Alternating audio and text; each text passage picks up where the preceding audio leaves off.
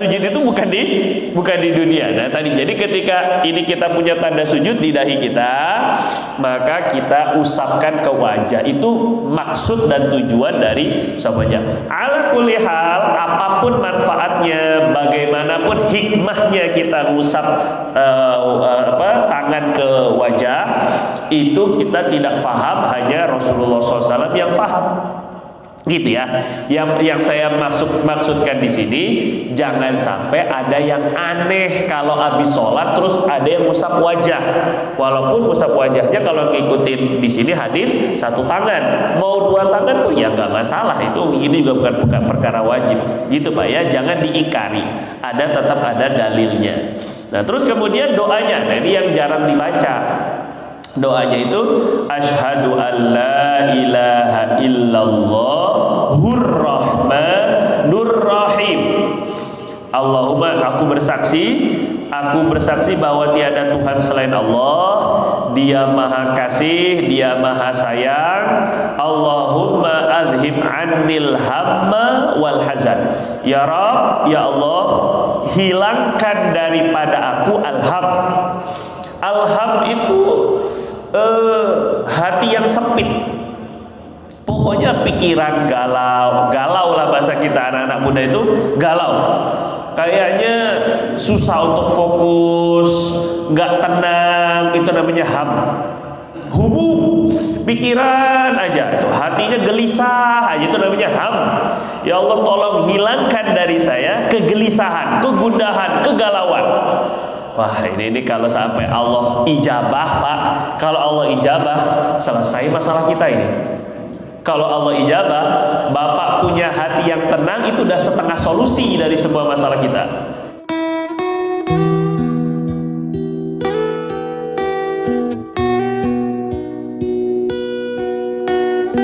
Saya mulai Pak ya, sebelumnya kita tawasul dulu.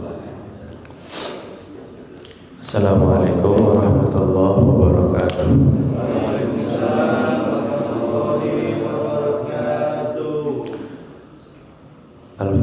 Alhamdulillahi rabbil alamin, hamdan katsiran thayyiban mubarakan fi ala kulli hal.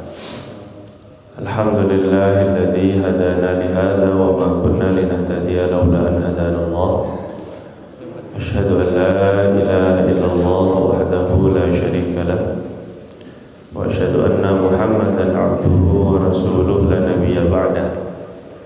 Allahumma salli wa sallim wa barik wa karrim wa tahannan wa tafaddal wa takarram ala sayyidina wa maulana Muhammad wa ala alihi wa ashabihi wa azwajihi wa dhurriyyatihi wa atba'ihi ila yaumiddin.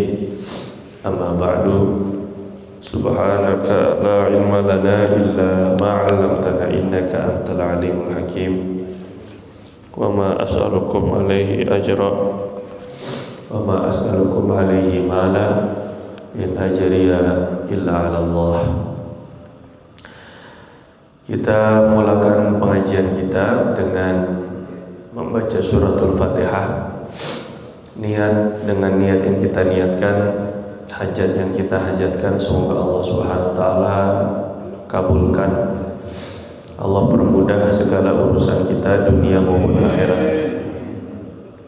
Fatihah ini juga kita niatkan agar Allah Subhanahu wa taala berikan ilmu yang manfaat dunia akhirat, hati yang bersih, iman yang kuat, keyakinan yang benar kepada Allah, serta keluarga yang sakinah, mawaddah, rahmah, penuh kasih sayang, zuriyah, keturunan yang saleh dan salehah. Dengan niat juga Allah berikan kepada kita afiah, kebebasan daripada segala musibah, bala, bencana, zahir maupun batin, serta Allah angkat penyakit bagi yang masih sakit. Allah juga sembuhkan penyakit kita, orang-orang yang kita sayangi, zahir maupun batin. Allah ampuni dosa-dosa kita, istiqomahkan kita dalam ketaatan kepada Allah sampai berjumpa kepada Allah Subhanahu wa taala dalam keadaan Allah kita ridha dengan Allah, berjumpa dengan Rasulullah sallallahu alaihi wasallam dalam keadaan beliau tersenyum bahagia melihat kita besok. Ala hadhihi niyat wa ala kulli niyatin salihah wa ala ma nawaina wa ala ma nawa masyayikhuna wa waliduna wa aslafuna salihun ila hadratin Nabi sallallahu alaihi wasallam bi alfi al-Fatihah. A'udzu billahi minasy syaithanir rajim. Bismillahirrahmanirrahim. Alhamdulillahi rabbil alamin arrahmanir rahim maliki yaumiddin iyyaka na'budu wa iyyaka nasta'in ihdinas siratal mustaqim siratal ladzina an'amta 'alaihim ghairil maghdubi 'alaihim waladdallin faghfir li wa liwalidayya wa lil mu'minina muslimin. Bismillahirrahmanirrahim. Kita mulakan taklim kita ini, lanjutkan taklim kita sampai terakhir zikir apa? Terakhir kemarin apa ya? Zikir. Itu doang ya. Ada zikir mengeraskan suara. Ya. Kemarin kita sudah berbicara mengenai panjang lebar mengenai zikir dengan menguatkan suara atau mengangkat suaranya. Artinya dalam posisi ini kita tidak juga berlebihan sampai melampaui batas, tidak juga hanya semata-mata ingin menetapkan satu cara dalam berzikir yaitu pelan. Tidak, pelan kadang-kadang kuat, kadang-kadang setiap pelan maupun kuat memiliki dasar hukum ataupun dalilnya masing-masing. Selanjutnya adalah apa yang perlu kita pikirkan. Sempurnanya salat itu Pak, ketika kita menyempurnakan salat kita dengan amalan-amalan sunnah. Dalam riwayat Ibnu Majah kalau saya tidak salah ingat, Allah Subhanahu wa taala memerintahkan kepada malaikat ketika seorang hamba memiliki kekurangan salat fardu, salat fardunya ada yang kurang. Tapi ulama katakan kekurangannya bukan yang wajib, kekurangan sunnah. Kalau kekurangan wajib, kekurangan syarat, kurang rukunnya, ini gak bisa ditambal dengan apapun kecuali mengulang sholatnya. Kalau kekurangannya kekurangan sunnah, kurang khusyuk, kurang tadabbur, mungkin kurang ikhlas, mungkin kurang hatinya kurang fokus, maka Allah Subhanahu wa taala berfirman kepada malaikat, unzurul hal li'abdi min nawafil. Coba lihat apakah hamba saya ini punya amalan-amalan sunnah. Jadi amalan sunnah menutupi amalan wajib. Kalau dia punya sholat sunnah, qobliyah, ba'diyah, maka akan menutupi sholat wajib. Begitu pula juga dengan zikir-zikir setelah sholat. Ini pun juga amalan sunnah, sehingga bisa menutupi kekurangan-kekurangan sholat kita. Nah, sudah menjadi satu keharusan Pak, sholat kita ini menjadi satu pentingnya kita adalah bagaimana amalan kita ini diterima. Bukan hanya semata-mata yang penting saya sudah sholat, tapi berusaha agar bagaimana sholat saya diterima oleh Allah Subhanahu wa taala. Karena para alim ulama, para salafus soleh, orang-orang terdahulu yang soleh ini, mereka bukan hanya mengejar target banyaknya amal atau apalagi sekedar dilaksanakan, tidak, tapi mereka mengusahakan bagaimana diterima oleh Allah. Jauh lebih mereka fikirkan daripada hanya sekedar amal. Bukan amal yang mereka terlalu fikirkan, tapi bagaimana amal yang diterima oleh Allah Subhanahu wa taala. Nabi SAW bilang, akhlis amalaka akhlis dinak yakfikal amalul qalil. Kalau kamu ikhlaskan amalmu, maka amal yang sedikit itu kalau diterima Allah cukup buat kamu. Tapi kalau banyak nggak diterima Allah, maka nggak ada artinya di sisi Allah Subhanahu Wa Taala. Kita cuma dapat capek. Cuma kalau yang lebih bagus ya kita perbanyak amal, ya berusaha untuk ikhlas. Ya kalau enggak nembus 1, nembus 2. Kalau enggak nembus ketiga lah, begitulah lebih kurang ya. Nah, sekarang kita sempurnakan dengan zikir. Zikirnya pertama, setelah salam Pak. Nah ini biasanya ada orang yang mengusap dahi ataupun mengusap muka setelah sholat. Nah kemudian membaca, sebenarnya ada doanya itu, mengusap muka itu.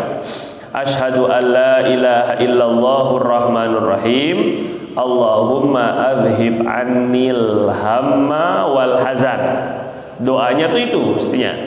Asyhadu an la ilaha illallahur rahmanur rahim. Allahumma adhib anni al hamma wal hazan. Nah, ini diriwayatkan dari Anas bin Malik radhiyallahu taala anhu. Beliau berkata, karena Rasulullah sallallahu alaihi wasallam, dahulu Rasulullah sallallahu alaihi wasallam idza qada salatahu, kalau selesai salat, masaha jabhatahu biyadihil yumna, Nabi akan mengusap mengusap dahinya dengan tangan kanan. Jadi ngusapnya stylenya itu kita ngikuti apa yang ada dalam hadis, pakai tangan kanan, ya Pak ya, ngusapnya pakai tangan kanan. Kemudian kalau zohir hadis di sini memang hanya dahi. Ada kemungkinan memang karena kotor, sebab dulu nggak ada karpetnya. Jadi Nabi juga sujud. Memang beliau kadang-kadang sering juga pakai sajadah kecil, namanya itu khumroh. Ada beliau punya sajadah kecil yang khusus buat muka doang. Ini untuk ditaruh di tempat sujud. Nah kadang-kadang beliau memang suka pakai itu. Tapi ya namanya sejadah kecil, maka suka terkena ada debu-debunya. Nah bisa memang ada kemungkinan karena mengusapnya tuh ngusap debu, makanya yang diusap hanya dahi, gitu ya Pak ya.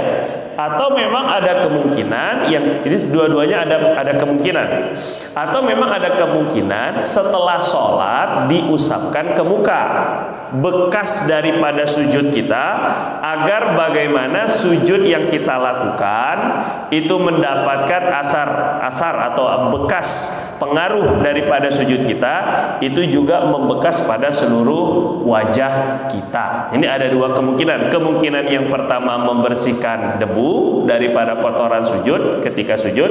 Kemungkinan yang kedua, Nabi mengusapkan wajah itu memang untuk meratakan semua bekas sujud. Jadi gini Pak, anggota tubuh yang kita pakai untuk ibadah itu akan menjadi saksi kita pada hari kiamat. Al-yauma nakhtimu ala afwahihim wa tukallimuna aydihim wa tashhadu arjuluhum bima kanu yaksibun. Dalam surat Yasin itu pada hari kiamat nanti kami kunci mulutnya, nggak bisa ngomong mulut kita ini nanti kan ketika persidangan akbar besok itu nggak bisa mulut kita bela diri, itu nggak bisa kecuali ketika Allah izinkan. Ngomong aja udah nggak bisa lagi. Kemudian yang ngomong itu nanti adalah tangan dan bersaksi kaki kita bima kanu yaksibun, dengan apa yang sudah dilakukan. Tangannya dipakai buat apa, kakinya dilangkahkan kemana. Ini akan berbicara bukan hanya hal-hal yang buruk, bukan hanya dosa, tapi juga amalan-amalan yang baik. Bapak ketika sholat, habis sholat tadi zikir, tasbihnya pakai tangan, subhanallah, subhanallah, subhanallah, subhanallah, subhanallah, subhanallah, subhanallah, subhanallah, pakai tangan Bapak ngitungnya. Maka Nabi SAW bilang, fa innahunna mustantaqatun yaumal qiyamah. Itu jari-jari yang kita pakai buat ruas-ruas jari yang kita pakai buat ngitung zikir akan diminta ngomong nanti di hari kiamat untuk bersaksi buat kita. Jelas siapa sampai sini ya? Nah, maka ketika dahi kita ini kita sujudkan, berarti dia pun juga akan menjadi saksi nanti besok pada hari kiamat. Nah, apa yang terkena, apa yang mengimbas ataupun juga yang menimpa dahi kita berupa saksi menjadi saksi nanti hari kiamat, ingin juga kita limpahkan kepada seluruh wajah kita. Ini namanya bekas ibadah. Gini Pak, kalau habis wudhu Pak ya, ini ulama berbeda pendapat. Apakah kita disunahkan mengeringkan wudhu kita atau tidak? Gitu ya. Mazhab Imam Syafi'i baiknya tidak dikeringkan. Mazhab Imam Syafi'i. Mazhab Imam Hanafi sebaiknya dikeringkan. Dua-duanya memiliki pertimbangan. Mazhab Imam Hanafi mengeringkan karena Nabi pernah mengeringkan. Mazhab Imam Syafi'i tidak mengeringkan karena Nabi pernah tidak mengeringkan. Yang kedua, pertimbangan mazhab Syafi'i begini. Karena kalau orang mengeringkan wudunya, maka dia seolah-olah nih Pak, ingin cepat-cepat bekas ibadahnya hilang. Kan wudhu nih, terus ada air yang nempel di badan kita, ini kan bekas kita ibadah. Wudhu kan ibadah. Ketika kita elap, berarti seolah-olah kita pengen cepet-cepet bekas ibadah kita hilang. Nah, ini dianggap seakan-akan menganggap rendah ibadah. Sampai begitu itu saja.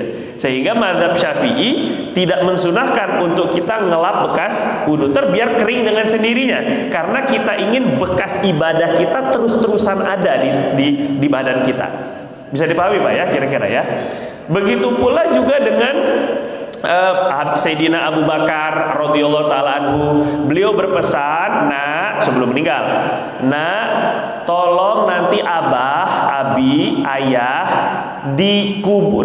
dikafankan itu dengan gamis atau dengan pakaian yang biasa ayah pakai untuk sholat."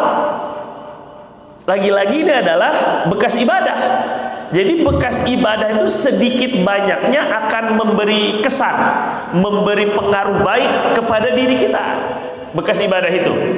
Jadi kata Sayyidina Abu Bakar, tolong nanti kafankan ayah dengan gamis, dengan baju yang biasa ayah pakai untuk sholat. Jangan dikasih yang baru. Kata Sayyidina Abu Bakar itu, beliau nggak mau pakai kain kafan baru tuh, nggak mau. Ya, kalaulah ada kain kafannya itu tambahan kain kafan lama yang sudah disimpan. Tapi jangan yang baru, kata beliau. Al-ahya ahaqqu bil jadid, atau al-jadid aula bil ahya. Yang baru itu lebih layak dipakaikan kepada yang masih hidup. Sedangkan yang udah mati jangan pakai yang baru. Makanya di dalam kitab-kitab fikih lebih utama mana? Kita pakai kain kafan yang lama yang sudah kita beli duluan sebelum kita mati, atau kain baru. Nah, dalam kitab-kitab fikih lebih utama kita pakai kain kafan lama. Syukur-syukur dan banyak ulama yang kayak begini. Kain kafan kita beli, Pak, nggak apa-apa Pak, nggak usah takut Pak. Beli kain kafan itu tidak mempercepat kematian Bapak, tenang aja ini ya. Kadang-kadang kita ini alergi sekali gitu ya dengan berbau-bau mayat gitu ya. Padahal calon mayat juga gitu. Bapak mau alergi kayak apapun tetap aja jadi mayat juga. Jadi tenang aja, Bapak nggak perlu takut. Beli aja, dan ini bagus.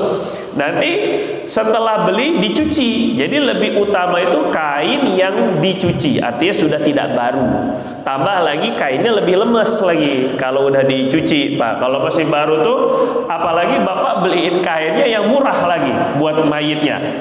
Akhirnya kainnya tuh kayak karung goni Bapak ya, kayak keras sekali gitu.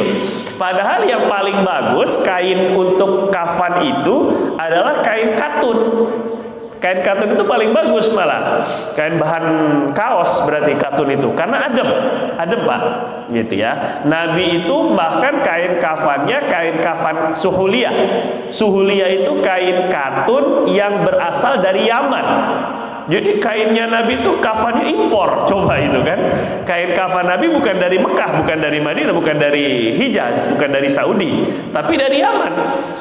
Nah, ini kita bisa juga ngikut-ngikut lah Pak ya, impornya yang tar dulu lah ya mungkin ya, minimal kain katunnya. Ini sunnah ini, kain katun itu. Nah, sunnahnya kita beli, kita pakai buat sholat, buat sejadah, buat ya tadi tuh kita pakai buat tahajud, taruh di tempat sujud, kita sujud di atasnya. Yakin, saya yakinnya setiap semua amal, semua benda-benda orang kita punya anggota tubuh pun ketika kita pakai untuk ibadah tadi, ternyata dia memiliki pengaruh yang bagus. Dia bisa bersaksi di hari kiamat. Pun juga begitu juga benda-benda yang kita pakai untuk ibadah. Seperti Sayyidina Abu Bakar tadi, Pak. Makanya sebagian orang ada yang minta dikuburkan pakai kain ihramnya ketika dia haji ataupun umroh. Silahkan. Tapi biasanya ini mah kalau amalan dari guru-guru saya ketika kita waktu itu sempat mau buat ini ya, pelatihan mengurus jenazah Pak. Cuman corona keburu datang, akhirnya sampai sekarang kita belum pelatihan untuk mengurus jenazah. Kalau dari guru saya mah, untuk kain ihram itu untuk setelah mandinya, ya, setelah mandinya diusap, dikeringkan, itu pakai kain ihram. Tapi nggak dimasukkan di dalam kain kafan. Kalau mau di kain kafankan pun boleh-boleh saja, nggak jadi masalah ya. Salah satu lembarannya pakai kain kafan. Nah, intinya adalah apa yang menjadi alat untuk kita ibadah itu sedikit banyak akan menjadi saksi kita pada hari kiamat. Ketika orang azan itu disunahkan sekencang-kencangnya, karena Nabi bilang yashhadu lahu mada sautihi min hajarin la yasma'u hajarun wala madarun wala syajar. Pohon-pohonannya nanti akan bersaksi pada hari kiamat, tanahnya, batu-batunya ketika orang azan sejauh suaranya menggema, sejauh itu pula benda-benda yang akan bersaksi untuknya pada hari kiamat. Lagi-lagi adalah benda-benda yang menjadi saksi untuk kita ibadah. Itu Hajarul Aswad. Nabi bilang Hajar Aswad itu akan menjadi saksi bagi orang yang pernah menciumnya, yang pernah mengusapnya. Kalau nggak bisa nyium, usap minimal. Nggak bisa ngusap, istilam, dari jauh isyarat. Kita udah nggak bisa desek-desekan dari jauh. Itu juga akan disaksikan nanti pada hari kiamat. Luar biasa ini. Ka'bah itu pun juga besok akan Allah hidupkan nanti di hari kiamat. Ka'bah akan memberi syafaat kepada orang-orang yang pernah tawaf di sana. Jadi kan ini maksud saya adalah benda-benda itu mati di mata kita. Tapi ketika dipakai untuk ibadah, dia hidup untuk menjadi saksi hari kiamat. Jelas ya Pak ya kira-kira ya. Maka ini ketika setelah kita pakai buat sujud, dahi kita di sini ada debunya mungkin, di sini ada ngeresnya, itu ngeres itu ya. Kita usap. Ini tujuannya juga untuk membuat agar bekas ibadah kita itu juga merata ke semua wajah. Ya, paham ya Pak? Itu yang disebut dengan atharus sujud. Simahum fi wujuhihim min atharis sujud. Para sahabat itu tanda-tandanya memiliki bekas-bekas sujud. Nah, ini orang salah paham. Dikira bekas sujud itu di sininya harus hitam. Nah, kalau bapak sengaja ngitamin sekalian sujud di atas aspalnya sekalian, digerok sekalian biar korengan, lebih kelihatan lagi tuh tanda sujud. Dan bukan, salah itu, keliru. Tanda sujud itu artinya nanti di hari kiamat dia bercahaya, dia kelihatan, bukan di dunia. Kalau bapak malah pengen kelihatan tanda sujudnya di sini, itu riya malah. Oh dia maaf ini 1000 rakaat, malah jadi riya malah. Jadi tanda sujud itu bukan di dunia. Nah tadi jadi ketika ini kita punya tanda sujud di dahi kita, maka kita usapkan ke wajah. Itu maksud dan tujuan dari usapnya. Ala kulli hal, apapun manfaatnya, bagaimanapun hikmahnya kita ngusap tangan ke wajah, itu kita tidak faham, hanya Rasulullah SAW yang faham. Gitu ya. Yang saya maksudkan di sini, jangan sampai ada yang aneh kalau habis sholat terus ada yang ngusap wajah. Walaupun ngusap wajahnya kalau ngikutin di sini hadis satu tangan, mau dua tangan pun ya nggak masalah. Itu ini juga bukan perkara wajib. Gitu Pak ya, jangan diingkari. Tetap ada dalilnya. Nah terus kemudian doanya, nah ini yang jarang dibaca. Doanya itu asyhadu an la ilaha illallah hur-rahmanur rahim. Allahumma, aku bersaksi bahwa tiada Tuhan selain Allah, Dia Maha Kasih, Dia Maha Sayang. Allahumma adhib annil hamma wal hazan. Ya Rabb, ya Allah, hilangkan daripada aku al-ham. Al-ham itu hati yang sempit. Pokoknya pikiran galau lah bahasa kita anak-anak muda itu galau. Kayaknya susah untuk fokus, nggak tenang, itu namanya ham. Humum, pikiran aja tuh, hatinya gelisah aja, itu namanya ham. Ya Allah, tolong hilangkan dari saya kegelisahan, kegundahan, kegalauan. Wah ini kalau sampai Allah ijabah Pak, kalau Allah ijabah selesai masalah kita ini. Kalau Allah ijabah, Bapak punya hati yang tenang, itu udah setengah solusi dari semua masalah kita. Masalahnya kalau orang udah nggak tenang, masalah kecil jadi gede. Hanya gara-gara lupa naro korek, lupa naro kunci, terus kemudian kita jadi galau. Semua orang dimarah-marahin.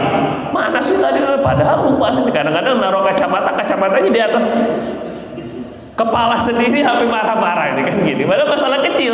Tapi kalau hatinya sempit, ham gini, pikiran, maka jadi besar.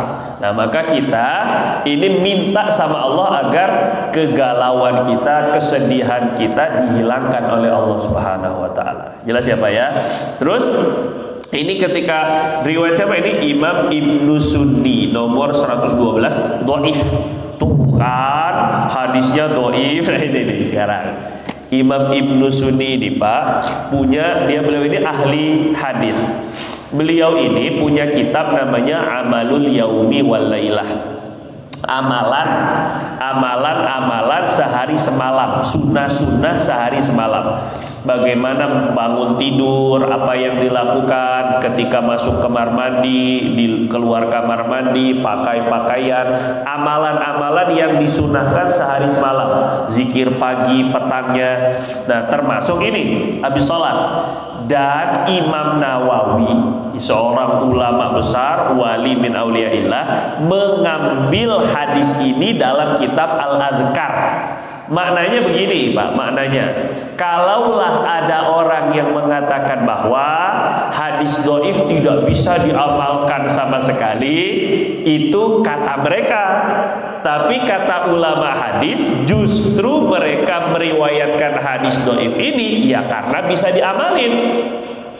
Kalau nggak bisa diamalin, ngapain mereka riwayatkan?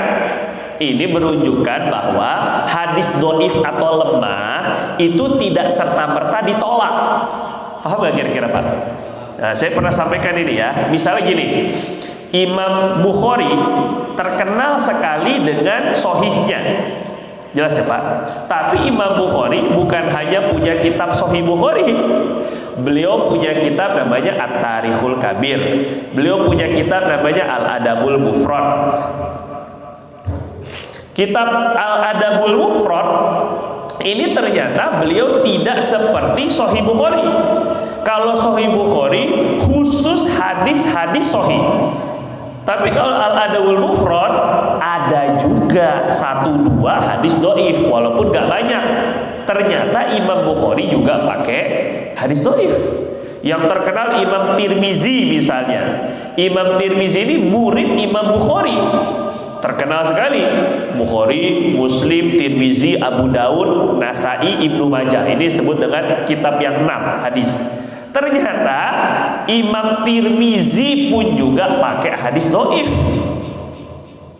gitu ya. Semua imam rata-rata menggunakan hadis dhaif juga dalam kitab-kitab hadis mereka. Ini menunjukkan bahwa hadis dhaif tidak serta-merta dibuang, tidak serta-merta ditolak. Yang ditolak tuh hadis palsu. Nah, kalau kedhaifannya, kelemahannya terlalu lemah, ini baru, atau sampai lagi palsu, ini baru nggak bisa dipakai. Tapi kalau hanya dhaif boleh diamalkan. Atau pakai perbandingan gini nih Pak, ada orang yang kayaknya nggak seneng kalau ada orang habis sholat tuh ngusap. Apa itu? Bid'ah. Misalnya ini usap buka setelah sholat, katanya ini bid'ah. Alhamdulillah, akhirnya ada juga nih kan. Kalau saya nggak doa Pak, nggak minta tapi datang Allah. Saya kalau pagi suka begini Pak ya. Jadi bukan corona Pak, jangan takut Pak. Ini awas aja Pak, pokoknya dosa pokoknya Bapak kalau suuzon. Nah ini, iya Pak, tadi saya bilang, kalau seandainya ada yang mempermasalahkan, oh ini mengusap muka ketika setelah sholat, hadisnya dhaif. Terus, jadi kita bisa kasih perbandingan begini Pak, mendingan mengamalkan tapi ada hadisnya walaupun dhaif, daripada kamu yang melarang padahal nggak ada larangan sama sekali. Kalau yang mengatakan ada sunnahnya mengusap tangan ke dahi atau ke muka setelah sholat, ada dalilnya walaupun dhaif, tapi tetap masih ada dalilnya walaupun lemah. Sedangkan yang melarang, mana larangannya? Paling ujung-ujungnya kullu bid'atin dhalalah wa kullu dhalalatin finnar. Setiap yang bid'ah itu sesat dan yang sesat itu masuk neraka. Ya Rabbana, kalau yang sholat aja masuk neraka tuh gimana yang? Nah itu maksudnya gitu kadang-kadang kan. Ini penting sekali. Jadi ujung-ujungnya nggak ada larangannya. Ketika kita menggunakan hadis dhaif, mending. Jadi makanya Imam Ahmad bin Hambal yang hafal 1 juta hadis, itu pun beliau katakan lebih baik saya pakai hadis dhaif dari pakai pendapat selain Rasulullah. Kalau hadis dhaif setidaknya minimal masih ada nyangkutnya ke Nabi walaupun dhaif, daripada kalau saya hanya ngikut-ngikut kata orang. Itu maksudnya ini kalau perbandingannya itu begitu, antara hadis dhaif sama perkataan orang, mendingan hadis dhaif masih ada ke Nabinya gitu ceritanya Pak ya. Nah, jadi ini tidak perlu kita permasalahan tentang dhaifnya, yang jelas pokoknya udah ada dalilnya walaupun lemah. Sebaliknya yang melarang, yang mengharamkan, yang membid'ahkan tidak ada dalil khususnya. Mana pernah Nabi larang untuk kita ngusap? Kecuali kalau ada larangan Nabi. Ada larangan Nabi mengusap dahi di dalam sholat, bukan di luar sholat. Di dalam sholat, Nabi SAW ketika beliau sampaikan salah satu adab ini Pak ya di dalam sholat itu, ketika kita sujud biasanya kita nempel debu-debu, kerikil-kerikil, ngeres-ngeres. Paham nggak ngeres-ngeres sekarang Pak ya? Ngeres-ngeresan itu nempel di dahi. Ini makruh untuk kita usap di dalam sholat. Jelas ya Pak? Karena alasan Nabi fa inna rahmata tuwajihuhu. Karena ketika kita sujud, ketika kita sholat, itu rahmat Allah menimpa, kena dengan debu-debu yang ada di depan kita tuh kena rahmatnya. Sehingga ketika kita sujud terus kena kotoran tadi itu jangan diusap, karena itu dia kena rahmatnya Allah Subhanahu wa taala di dalam sholat. Yang kedua, kata Nabi, kecuali illa marra au marratain. Kalau juga mau ngusap hanya sekali atau 2 kali. Kalau mau ngusap juga sekali 2 kali. Ini kata ulama maksudnya takut batal. Kalau 3 kali batal, 1, 2, 3 batal. Jadi mengusap di dalam sholat itu tidak dianjurkan, hukumnya makruh, tapi setelah sholat hukumnya sunnah. Itu loh maksudnya, dianjurkan karena Nabi juga mengamalkan. Jadi kita sempurnakan, kita yang habis sholat tuh ngusap wajah, sempurnakan dengan doa dan zikirnya dikit-dikit. Asyhadu alla ilaha illallah. Memang mau nggak mau memang kudu ngapal Pak. Saya nggak mau belajar yang nggak ngapal. Belajar apa nih Pak? Belajar apa yang nggak pakai ngapal? Coba belajar apa? Zikir perlu ngapal ini. Kan kita nggak hafal, belum hafal. Kan dihafalin dulu kan. Belajar apa emang yang nggak? Ya belajar itu, ngapal itu proses belajar Pak. Nggak ada belajar nggak ngapal. Ada bengkel nggak percaya saya. Saya nggak tahu nih tentang otomotif, pasti harus ngapal. Ini namanya baut, ini namanya apalah, ini namanya apa alat-alatnya. Ada ngapalnya pasti. Belajar senam, nggak percaya saya. Senam pasti harus ngapal. Bener apa enggak? Pasti gerakannya saya aja nggak hafal, namanya apa bench, apalah namanya yang bagaimana saya nggak ngerti dah itu. Tapi mereka kok hafal? Ya karena ngapalin. Jelas ya kira-kira Pak ya. Jadi nggak ada ceritanya belajar tuh nggak mau ngapal tuh nggak ada ceritanya. Apalagi belajar agama, ada ngapalnya pasti gitu ya.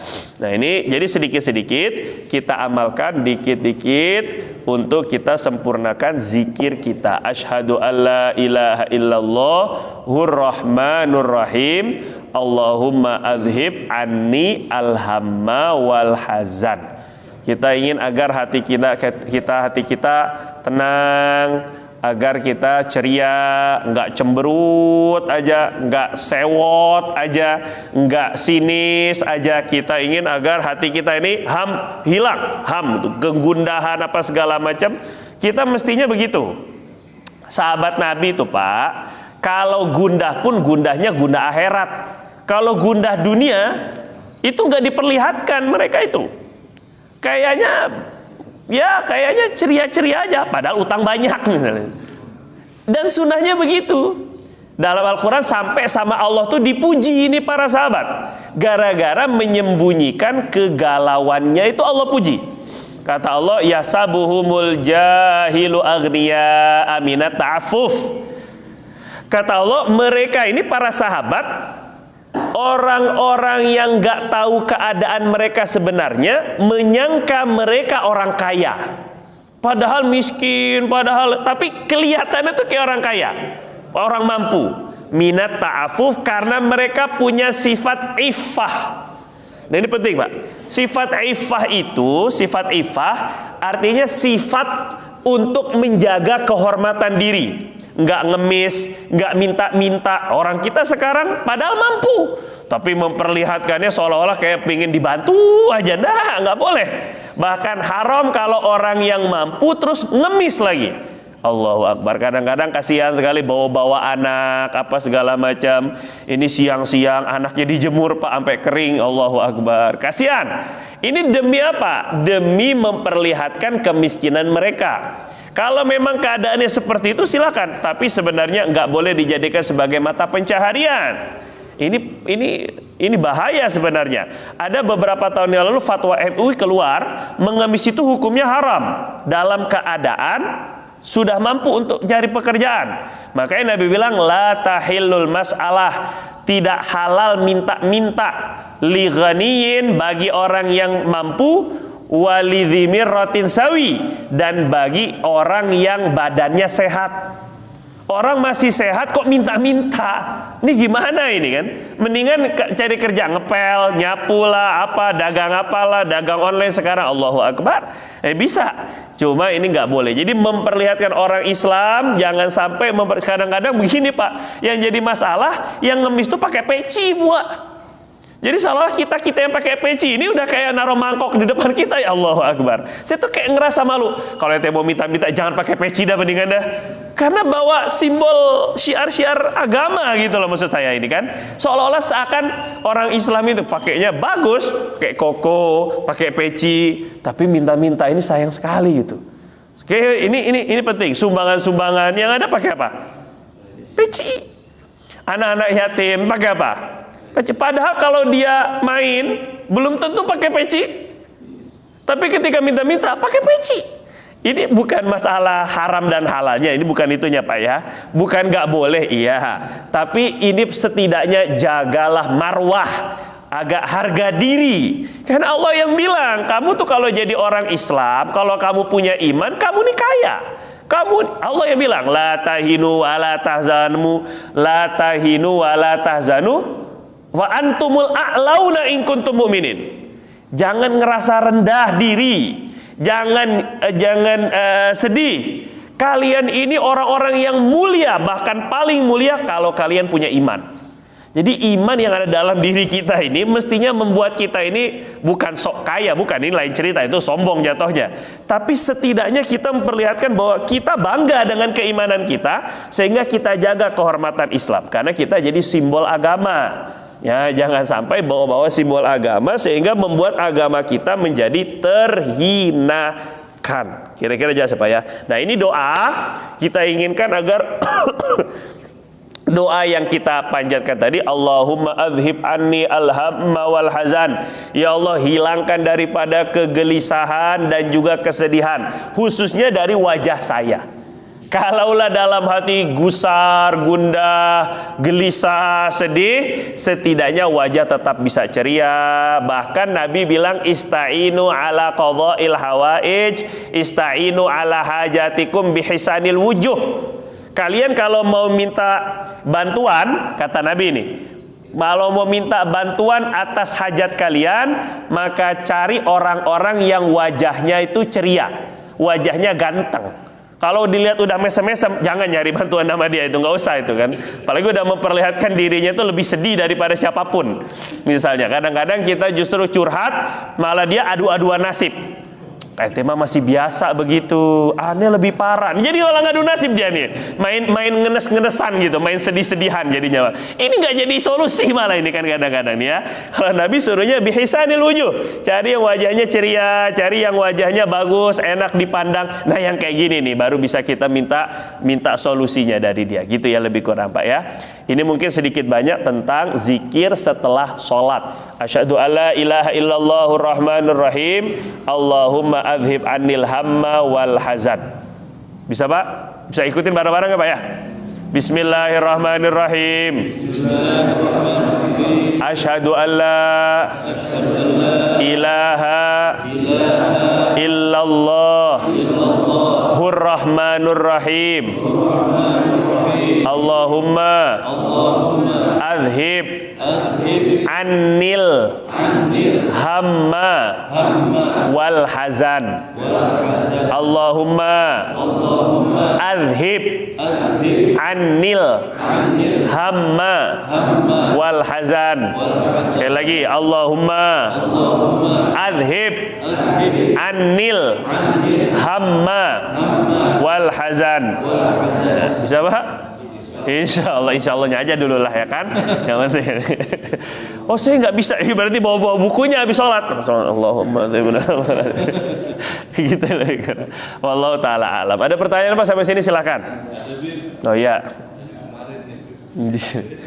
Bapak unak-unak mulu. Waalaikumsalam warahmatullahi wabarakatuh. Bagaimana dengan siwak, kopiah, sarung, gamis yang sudah tidak dipakai, dibuang, dibakar atau dikubur? Itu yang pertama. Yang kedua, melihat Ka'bah dan Hajar Aswad di TV yang live online. Terus kita mengarahkan tangan kita ke objek itu. Oh iya, Masya Allah. Nah, itu gimana? Nggak selain nyentuh kacanya sekalian kan Mas?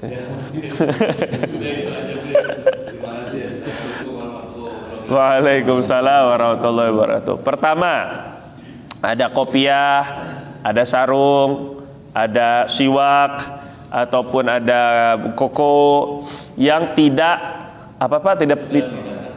tidak terpakai. Baiknya sekiranya masih layak tidak terpakai oleh kita, tapi mungkin karena kekecilan kita makin ya namanya masa pertumbuhan Pak ya, masa pertumbuhannya ke samping tapi masalahnya akhirnya tidak lagi bisa terpakai, tidak terpakai oleh kita. Kalau masih layak pakai, cuci bersih, laundry kalau lebih bagus dikasih ke orang, itu lebih bagus daripada kalau dibakar atau dibuang. Tapi kalau sekiranya tidak terpakai, ini gini, ada satu hadis dalam Bukhari kalau saya tidak ingat, man kasa akhahu, siapa yang memberi pakaian kepada saudaranya, maka dia akan mendapatkan, gak usah pakai apa ya, sama aja suara saya bisa juga sampai sana insyaallah. Maka orang yang memberi pakaian ini akan terus dapat pahala madama alaihi khirqah, akan terus dapat penjagaan Allah selama ada potongan kain dari pakaian yang dikasih saudaranya.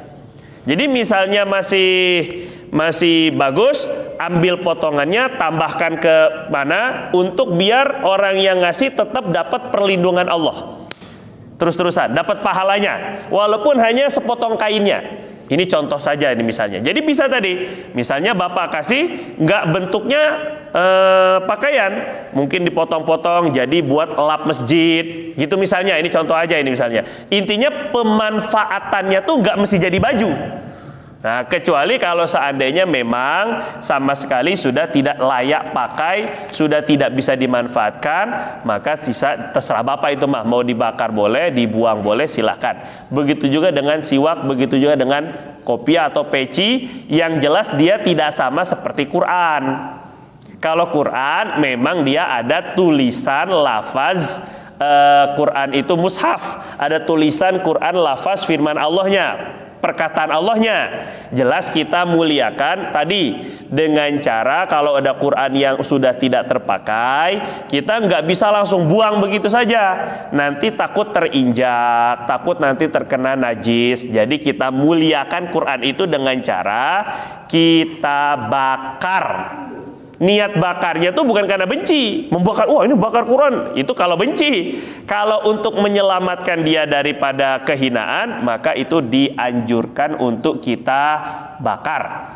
Terus kemudian yang kedua adalah, oh iya, tadi saya sempat bilang kalau Hajar Aswad ataupun juga Ka'bah akan menjadi saksi bagi orang-orang yang beribadah di sana. Kalau seandainya lewat Facebook aja gini, itu namanya umrah virtual ataupun juga haji virtual yang sempat akan apakanlah namanya itu, akan sempat diinisiasi oleh sebagian pemerintah. Itu nggak benar, nggak jelas. Kita enak aja dari rumah, mikir aja, wah enak kali tawaf segala, orang capek-capek biayanya, waktunya, kita cuman dari pakai apa nggak tahu namanya itu yang kacamata itu, cuman ngeliatin biar virtual aja, nggak bisa jelas.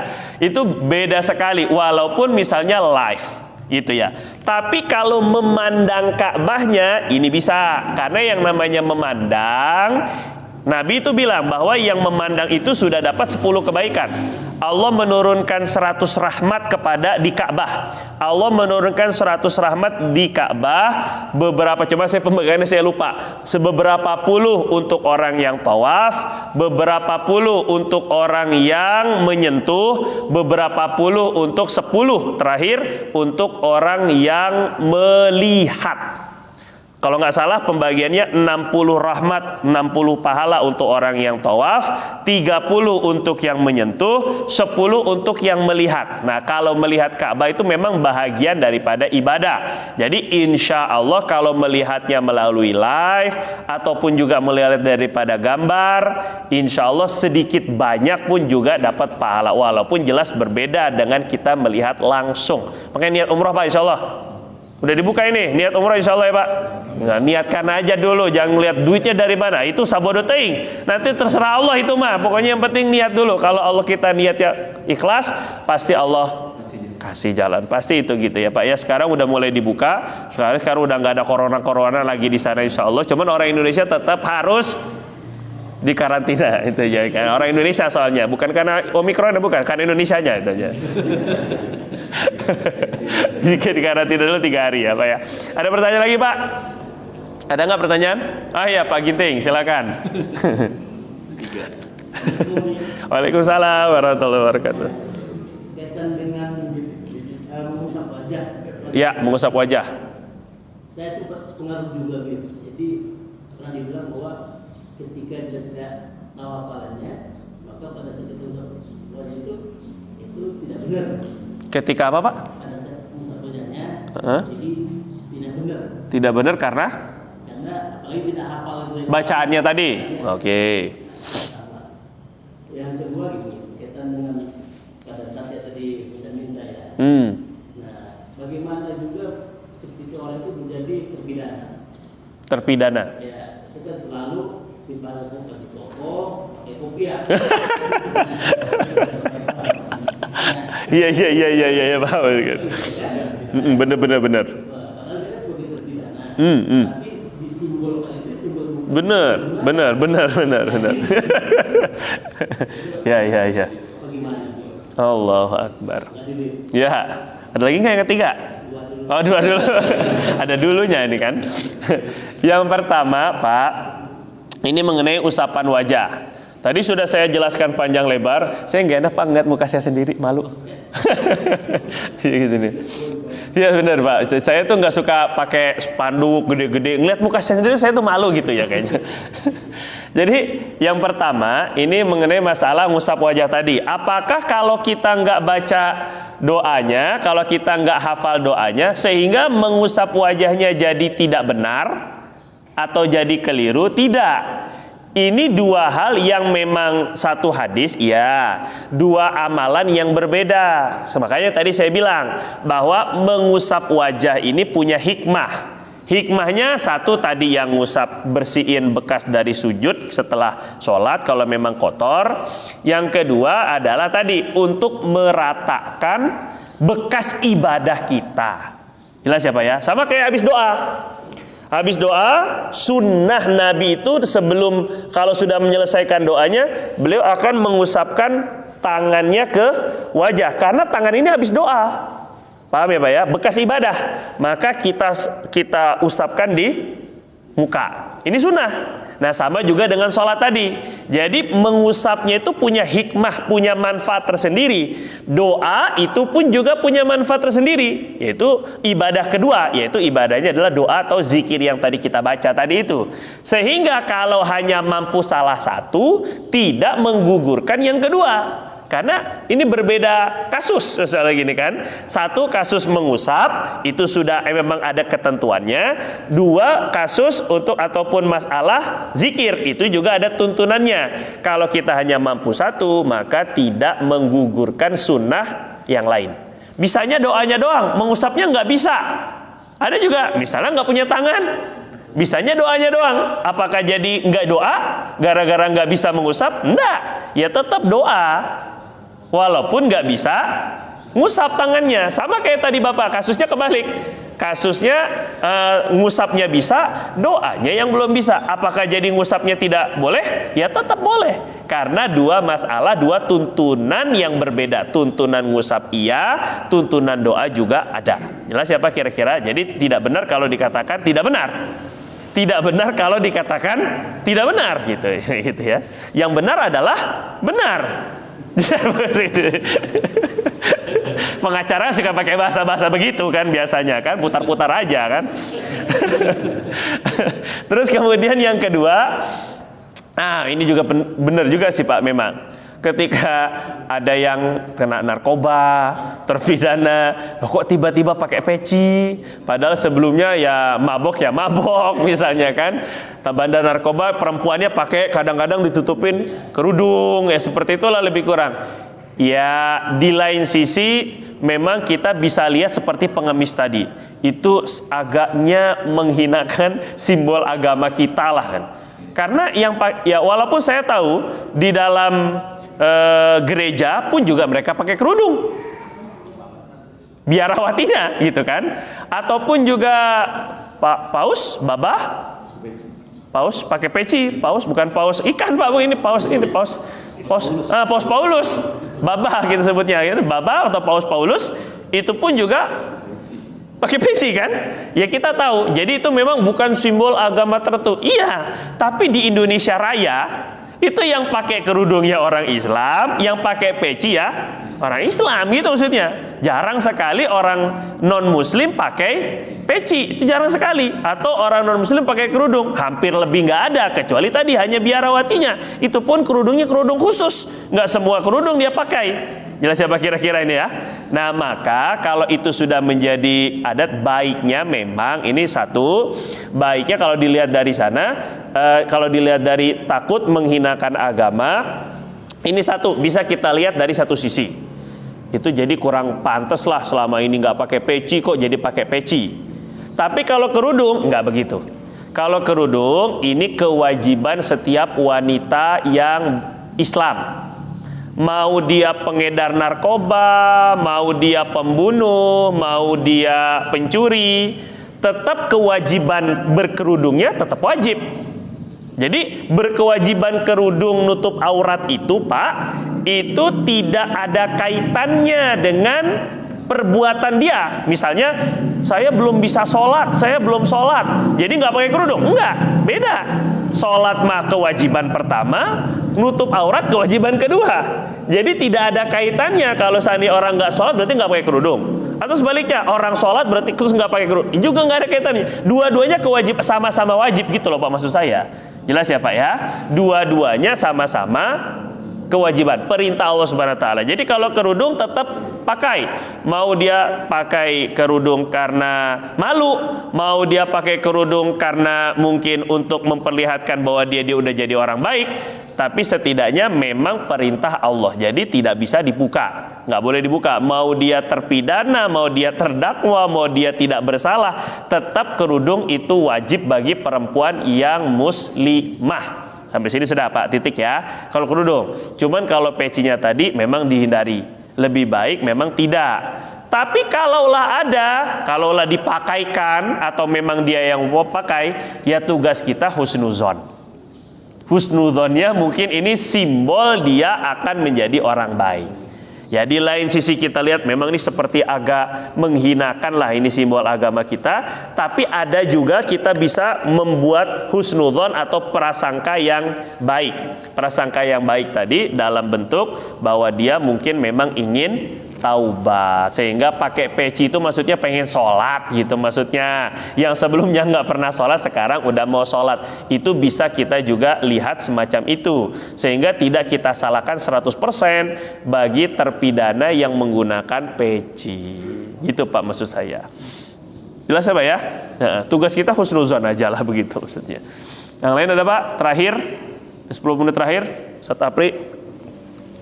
Ini ada hubungannya dengan zikir juga, tapi nggak mungkin sholat.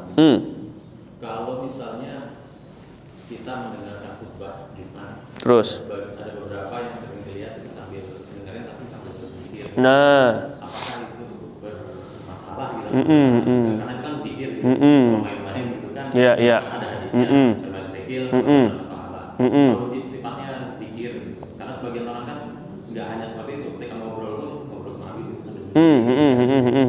Terus satu lagi, kalau saya pernah sholat Jumat di satu masjid. Jadi ketika mau masuk ke sholat Jumatnya itu sudah bawa air. Oke. Nah jadi ketika khutbah memang pada diam, tapi begitu lagi khutbah itu membuka terus minum seperti itu. Khotib atau enggak, orang ini. Oh, orang yang dengar. Ya kalau sekalian mungkin khotibnya boleh kan? Ya.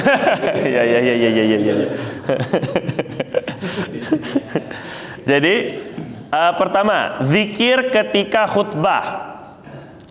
Nah, dalam Al-Qur'an Allah Subhanahu wa taala bilang wa idza quri'a 'alaikumul Qur'anu fastami'u lahu wa ansitu la'allakum turhamun. Ayat ini artinya gini Pak, apabila dibacakan Quran kepada kalian, hendaklah kalian dengar dengan seksama. Istami'u itu benar-benar mendengar gitu. Wa ansitu, dan diam. Fokus hatinya, fokus pendengarannya. Dua ini kan? Astami'u wa ansitu. Banyak ahli tafsir yang menafsirkan ayat ini dipakai untuk khutbah Jumat. Sebenarnya seperti Imam Ibnu Katsir misalnya, itu menggunakan ayat ini untuk dalil diam ketika khutbah Jumat. Ya, termasuk zikir apa? Termasuk diamnya ini termasuk zikir apa enggak? Nah, ini masalah. Kalau zikirnya memang hanya zikir saja, tidak mengeluarkan suara, terus dia masih bisa fokus, tidak menggerakkan jari ataupun pakai tasbih misalnya Allah, enggak. Memang hanya zikir. Misalnya, fokusnya masih bisa ke khutbah, insya Allah masih nggak termasuk larangan atau tidak melanggar perintah Allah tadi. Kan Allah suruhnya dengar, diam, dengar, fokus. Ketika dibacakan ayat Quran, maksudnya khutbah Jumat, itu dengar, fokus. Suruhnya Allah agar kalian dapat rahmat. Nah, perintah untuk dengar secara fokus atau diam ini apakah termasuk zikir apa enggak? Tadi zikir termasuk suruh diam apa enggak? Tadi kalau zikirnya hanya zikir lisan tanpa mengeluarkan suara, satu karena biar enggak mengganggu. Yang kedua tidak menggerakkan tangan. Nah, kalau menggerakkan tangan pakai tasbih ini termasuk makruh. Walaupun tasbihan. Allah, subhanallah, subhanallah, subhanallah, subhanallah, subhanallah. Allahumma sholli ala sayyidina. Apalagi kalau sambil khusyuk, nggak dengerin khutbah sama sekali, itu tetap lago, tetap sia-sia khutbahnya, jumatannya. Hati-hati ya Pak ya. Jadi nggak boleh. Tapi kalau zikirnya fokus masih bisa fokus, terus kemudian nggak keluar suara sama sekali, kemudian tangannya juga nggak gerak-gerak, memang hanya zikir biasa saja. La ilallah, la ilallah, la ilallah. Tapi sambil dengerin, paham dia apa yang disampaikan khotib, silakan, masih bisa. Namun lebih baik dihindari. Tetap, walaupun saya bilang katakan nggak apa-apa, tapi lebih baik dihindari. Karena Allah yang bilang, ma ja'alallahu fi rajulin min qalbaini ma ja'alallahu li rajulin min qalbaini fi jawfi. Allah tidak memberikan seorang lelaki dua hati dalam satu rongga. Allah tidak memberikan bagi laki-laki dua hati dalam satu rongga. Nah, ini kata ahli psikologi gini, memang laki-laki itu tidak multitasking. Jadi kalau udah fokus ya fokus satu, karena Allah yang bilang, Allah nggak ngasih dua hati, nggak bisa dua fokus, nggak bisa. Kalau dia satu fokus, ini bukan berarti nggak boleh poligami, jangan salah Pak, jangan salah ini ya. Itu kata ibunya tuh kan, nggak ada dua hati Pak, gitu kan? Bukan ini saja. Fokusnya itu nggak bisa. Kalau udah sibuk hatinya dengan satu, dia nggak bisa lagi mikir yang lain. Nah begitulah maksud saya. Kalau Allah suruh fokus dengerin khutbah, ketika zikir takutnya fokusnya hilang. Akhirnya malah nggak dengerin khutbahnya. Tadi itu kata Allah tuh bilang begitu. Jadi susah sekali fokus dua hal yang bersama itu susah. Jelas ya Pak ya? Nah tapi kalau zikirnya sampai mengeluarkan suara ataupun pakai tasbih, itu dikiaskan seperti sahabat Nabi yang main kerikil. Nabi khutbah dia mah main kerikil. Tangannya tuh iseng. Biasanya kalau belajar biasanya suka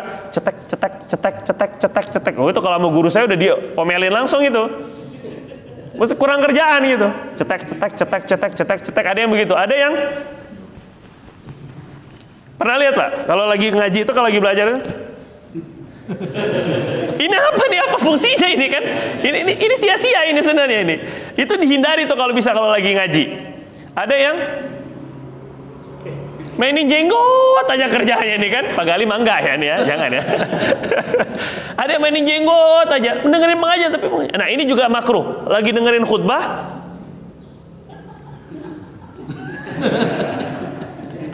buangnya di masjid lagi, astagfirullah. Nggak benar ini makruh ini. Karena itu perbuatan sia-sia, namanya abas kalau bahasa Arabnya. Perbuatan sia-sia, nggak ada manfaatnya. Itu nggak boleh. Jelas ya Pak ya, termasuk tadi kayak mainan kerikil kalau dalam hadis itu. Memang dilarang oleh Nabi SAW, takutnya pahala Jumatnya berkurang. Na'udzubillah kalau sampai hilang pahala Jumatnya. Makanya benar-benar fokus untuk dengerin, insya Allah. Mungkin itu yang bisa saya sampaikan. Oh terakhir. Oh ya minum. Tadi minum. Nah, tadi lupa pertanyaan kedua, minum. Nah minum ini apakah bahagian daripada sia-sia? Kalau dalam keadaan khotibnya ngomong, iya termasuk kesia-siaan. Bagian dari perbuatan yang kesia-siaan. Kecuali dalam kondisi kalau nggak minum pingsan. Ini cerita lain ini Mbak ya. Tapi kalau seandainya khotibnya sedang duduk, nah ini nggak jadi masalah. Dalam keadaan duduk itu tidak masuk dalam dalam larangan Nabi.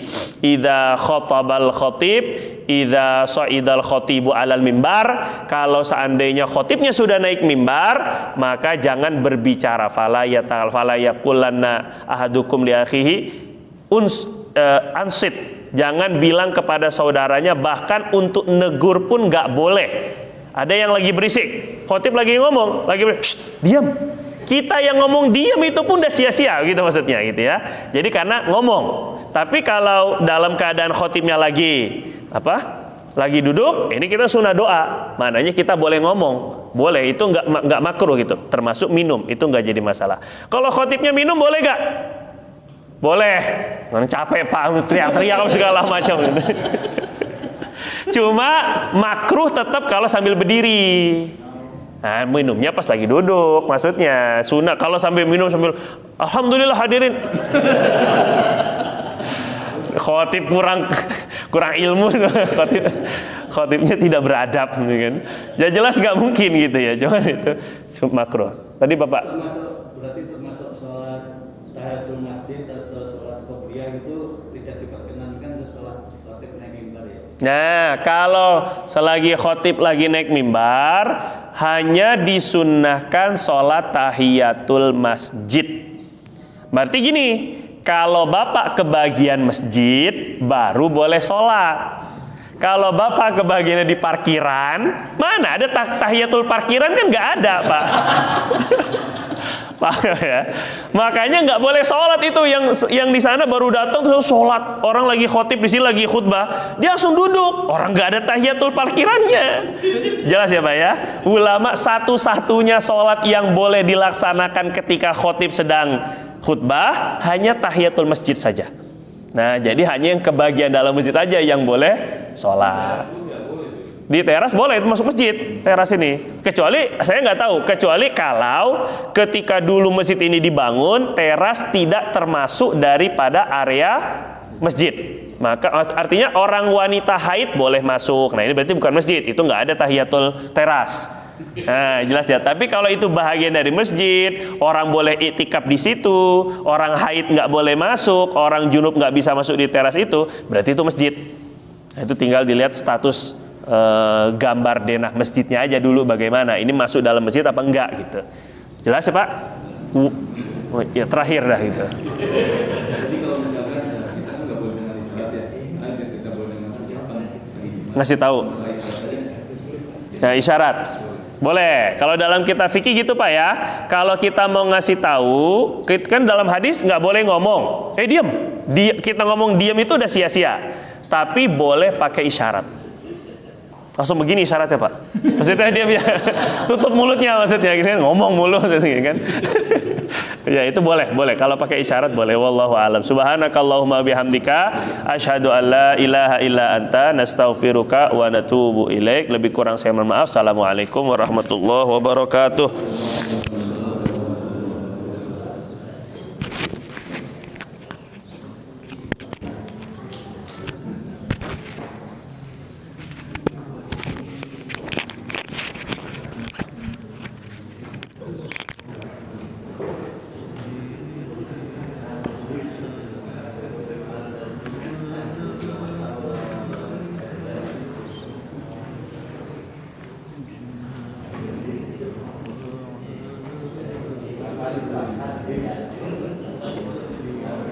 Alhamdulillah.